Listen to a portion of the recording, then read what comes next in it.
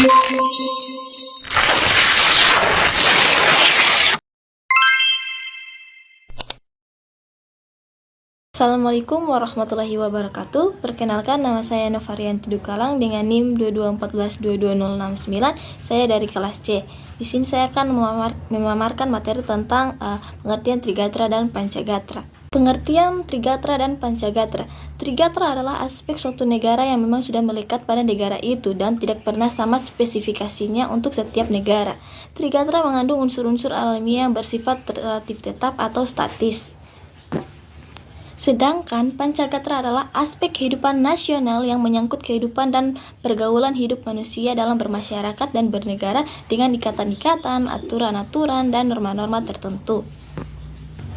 Aspek-aspek Trigatra yang pertama yaitu geografi, yang kedua kekayaan alam, dan yang ketiga kependudukan.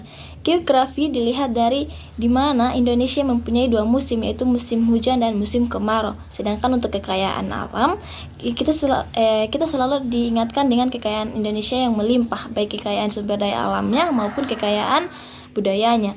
Kekayaan sumber daya alam berupa sumber mineral, kekayaan flora, dan kekayaan fauna. Kekayaan alam ini tentu menjadikan Indonesia terkenal hingga ke negara-negara lain. Sedangkan untuk kependudukan, penduduk merupakan sekelompok manusia yang mendiami suatu wilayah. Faktor penduduk yang berpengaruh terhadap ketahanan nasional adalah sebagai berikut. Yang pertama, faktor yang mempengaruhi jumlah penduduk. Yang kedua, faktor yang mempengaruhi komposisi penduduk. Yang ketiga, faktor yang mempengaruhi distribusi penduduk. Nah, selanjutnya aspek-aspek Pancagatra. Yang pertama yaitu ada ideologi, yang kedua politik, yang ketiga ekonomi, yang keempat sosial budaya, dan yang kelima pertahanan keamanan. Ideologi adalah aspek pertama yang ada dalam Pancagatra. Aspek ini merupakan aturan atau nilai yang dianut oleh suatu negara. Tujuan dari ideologi yaitu adalah untuk mencapai kesetaraan atau kesejahteraan bersama di masa yang akan datang. Aspek tersebut sangat penting sehingga ia masuk ke dalam salah satu aspek-aspek Pancagatra. Yang kedua yaitu politik.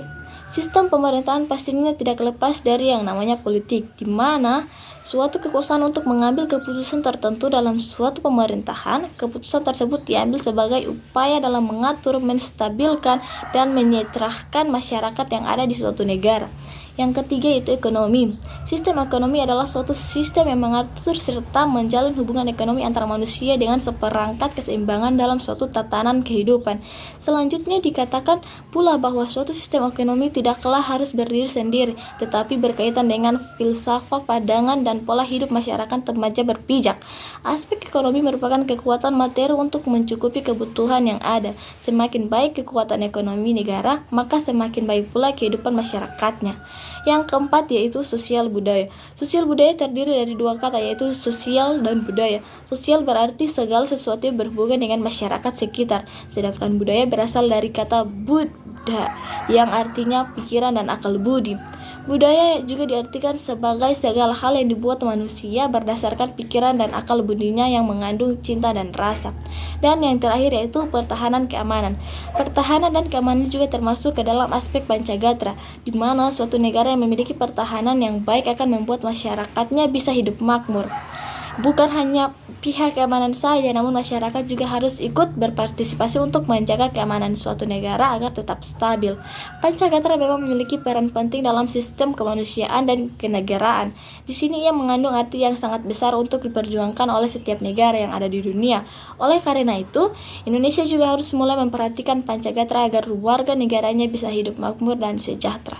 Baiklah, sekian dari saya. Wabillahi taufiq wal hidayah. Wassalamualaikum warahmatullahi wabarakatuh.